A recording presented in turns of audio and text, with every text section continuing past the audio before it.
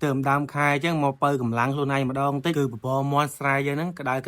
ហើយចឹងបលឹមឡើងដាក់មកបាញ់នេះខ្ចាយសតែមន់ខ្វាងផងមន់សផងហើយឥឡូវនេះគឺខ្ញុំបានមកដល់បបរអ៊ីដានៅមុខបាក់ខែណាសម្រាប់បងប្អូនដែលទើបលេងប្រាសាទបាក់ខែជាពិសេសគឺមើលថ្ងៃលិចថ្ងៃរះចុះមកបលឹមឡើងមកបបរទៅមុខបាក់ខែគឺសតែបបរមន់ស្រែសម្រាប់ខ្ញុំបលឹមឡើងគឺចូលចិត្តហត់បបរក្តៅមែនតើហើយទៅតដំណើរទៅមុខទៀតដើរលេងតាមប្រាសាទអីគឺពេលដែលយើងបលឹមឡើងយើងញ៉ាំបបរញ៉ាំអីហើយបងប្អូនខ្លះថាញ៉ាំបបរទៅតនេះផងហៀវបាត់ទៀតល្អហើយដោយសារអញ្ចឹងទៅយើងអាចមានពេលភ្លុកម្ហូបអាហារនៅតាមតំបន់អង្គរច្រើនទេបបរបាក់ខែកន្លែងកូននេះគឺលក់ចាប់ពីពេលព្រឹកទៅ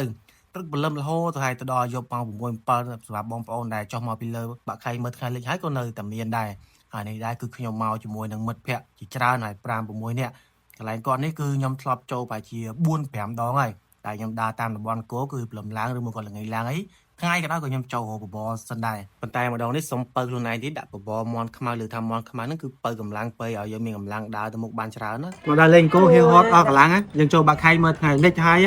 ឬមកក៏បងប្អូនមកលេងផ្សារបាក់ខែហើយនេះបបរមុខបាក់ខែបណ្ណាមិនល្បីអ៊ីដាឆ្ងាញ់ណាមានទាំងមន់ធម្មតាមានទាំងមន់ខ្មៅហើយថ្ងៃនេះដើរលេងអស់កម្លាំងមកដាក់មន់ខ្មៅបើតិចហើយមានកម្លាំងតទៅទៀតដែរខ្ញុំមើលតែជឿថាបងប្អូនដែលមកតាមបណ្ដាខេត្តដែលមកលេងតាមតំបន់អង្គរឲ្យព្រលឹមឡើងដែលស្គាល់កន្លែងបបរមន់ស្រែនៅមុខបាក់ខែនេះគឺមានកន្លែងច្រើនកន្លែងតែមកខ្ញុំគឺឈ្មោះអ៊ីដាហ្នឹងកន្លែងគាត់ធ្វើឆ្ងាញ់ទៅឆ្ងាញ់ទាំងអស់ស្នាដៃអ្នកសៀមរាបគឺម្ហូបអាហារនៅតាមតំបន់សៀមរាបគឺឆ្ងាញ់ទាំងអស់អាស្រ័យលើបងប្អូនដែលចូលចិត្តថាកន្លែងណាត្រូវមកបងប្អូនអាចចូលកន្លែងហ្នឹងបានអរគុណច្រើនបងប្អូនជម្រាបលាចាំជួបខ្ញុំវីដេអូក្រោយទៀតបាយ